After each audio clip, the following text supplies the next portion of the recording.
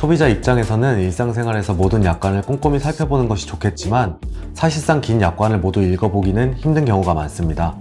그래서 사후에 분쟁이 발생하면 약관 조항 자체에 대해서도 다툼이 일어나기도 하는데요.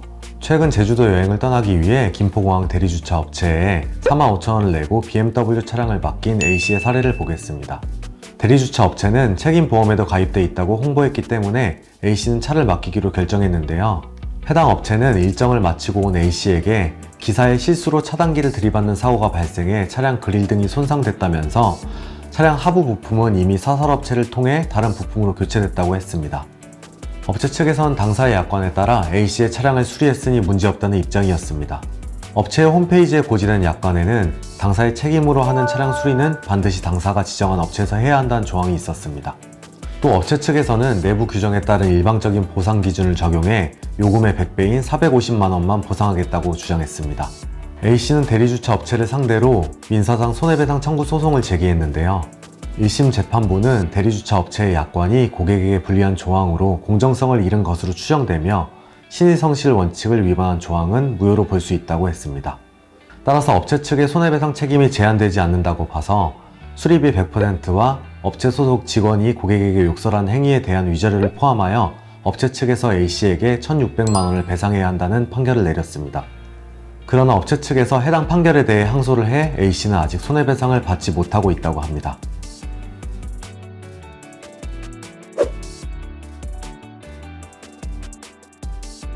주차대행 기사가 과태료 단속에 걸린 것이 아니라면 난폭운전 만으로는 배상받기 어렵습니다. 하지만 공항에서 주차장을 가는 길이 아닌 다른 길을 경유해 드라이브를 한다거나 사적인 용도로 사용했다면 자동차 등 불법 사용죄 혐의로 형사고소를 해볼 수는 있겠는데요. 권리자의 동의 없이 타인의 자동차, 선박, 항공기 등 원동기 장치 자전거를 일시 사용함으로써 성립하는 범죄를 말합니다. 쉽게 말해 고용된 운전기사가 차량을 무단으로 사용하거나 차주의 동의 없이 가족에게 운전하도록 하는 경우 등이 해당합니다. 반면 일시 사용의 범위를 초과하여 이용해서 권리자가 배제되었다고 평가될 정도에 이르렀다면 절도죄에 해당될 수 있습니다. 몇 년 전 한 주차대행 업체에서 직원들이 고객이 맡긴 차를 마음대로 이용해 논란이 됐는데요. 주차대행 업체 직원인 A씨는 고객의 차를 곧바로 주차장으로 옮겨야 했지만 다른 직원 B씨를 무전기로 불러 차에 태웠습니다. B씨가 이 차량을 퇴근용으로 이용하자고 말하는 내용이 블랙박스에 담겼습니다. 이들은 고객의 차를 운행해 공항과 중간 직결지, 주차장 간 직원들의 이동용으로 자유롭게 사용했습니다. 업체선 직원의 일부 일탈이라며 재발하지 않도록 교육은 하겠지만 법적인 문제는 없다고 주장했는데요. 결국 업체 직원들은 자동차 불법 사용 혐의로 입건됐습니다.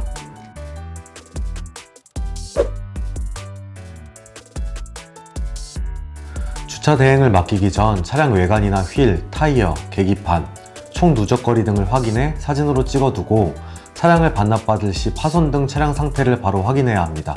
실제로 한 커뮤니티에서는 차량을 반납받고 일주일이 지나서야 차량에 기스가 나 있는 것을 발견했고 블랙박스에도 영상이 남아있지 않아 애를 먹고 있다는 글이 올라왔는데요. 시간이 지난 뒤 차량 파손 부분을 확인했다면 주차대행 업체에 책임이 있다는 점을 입증하기 어려울 수도 있습니다. 부득이하게 차량을 주차대행 업체에 맡겨야 하는 상황이라면 맡기기 전 차량 상태를 꼼꼼히 확인하시어 피해를 입었을 때 배상받을 수 있도록 하는 것이 좋겠습니다.